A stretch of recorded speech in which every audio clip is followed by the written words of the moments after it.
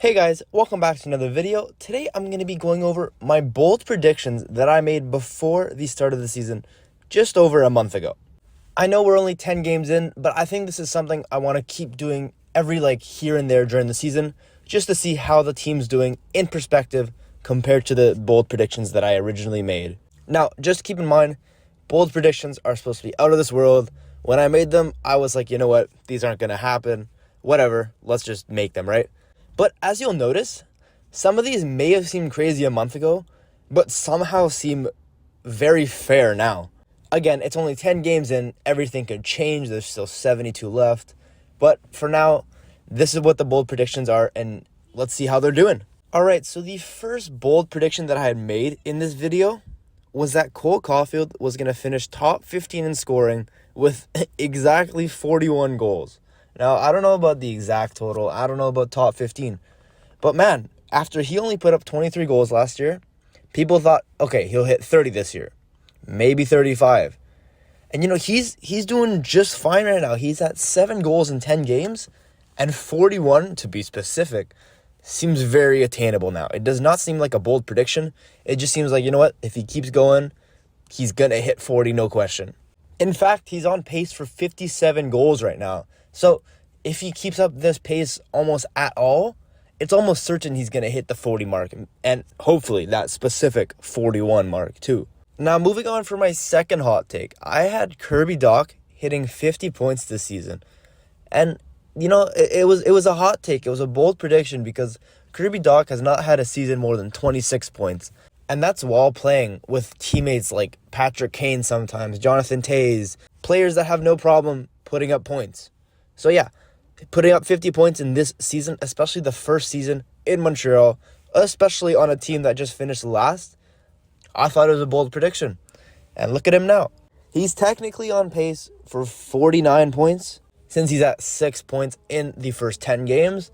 But hey, if he keeps this up, he'll for sure pass his old point record of 26 points. And hopefully he gets close to that 50. I still think this one maybe a little out of reach, depending on the Habs middle of the season, how that goes. Because if they just get a lot worse and, they come back to earth, it might be harder for him to hit that 50-point mark. But if he keeps growing and if he stays on the first power play or the first line with Caulfield and Suzuki, I think he could for sure hit 50. Anyways, moving on to bold prediction number 3. And this was my boldest prediction, is my hottest take, man. And it's somehow seeming kind of real. Anyways, here's what it was. It was that the Habs were going to finish 5th in the Atlantic and 1 spot out of a playoff spot. Now, with the start they've had, this surprising start they've had, this somehow seems real. I mean, we all kind of hope that they, we want them to make playoffs, but we also want them to kind of tank, lose enough games so we could still get in that top 7 pick area. But I don't know, man, that prediction, it's not 100% off. I think there's some chance that it can happen. I don't know if I want it to happen. I kind of want a really solid forward or a really solid pick in this upcoming draft. But you know what? So be it. If it happens, it happens. And I think we'll be very close to playoffs in the next couple years. Anyways, that one was a shorter one. But moving on to hot take number 4. What I had was that both Guhle and Harris were going to take their next big step and become consistent top 4 D-men by the end of the season.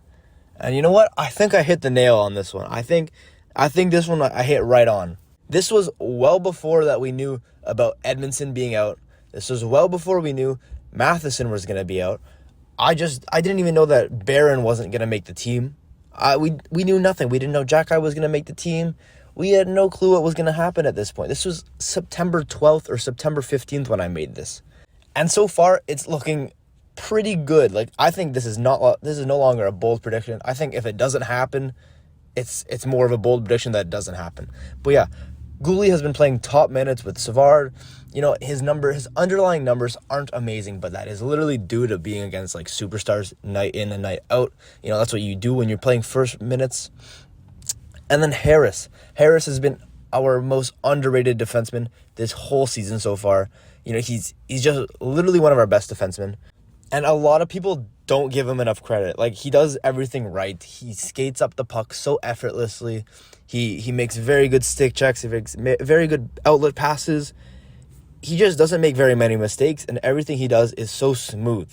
So yeah, this was my hot take number 4, and like I said, I don't think this is a hot take anymore. I think this actually will happen by the end of the season. Now, moving on to the 5th and final hot take. I was a little wrong about this one, I'm not going to lie, and this one can't really come true anymore, so I won't address it in future videos. But it was that Slafkovsky makes the roster straight out of camp, and he gets first-line minutes with Suzuki and Caulfield. I don't know. I did this before they even played their preseason game together, when they had that one game where they were a trio. I just was hoping that this would be the case when that was the big bandwagon. Everyone was hoping to see this trio work together. And, Slafkovsky did make the team out of camp, so I guess that was right. But he definitely did not get first-line minutes. I can tell you that right now. He's actually been buried on that 3rd and 4th line as of lately. So, that one was a little wrong, but also a little right. So, yeah, those were my 5 bold predictions that I made in, early September for this season.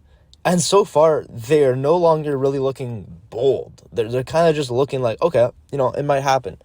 Again, we're only 10 games into the season. This can go completely south by the time we hit Christmas. But yeah, I do think I'm going to remake these videos every here and there, just kind of as team updates.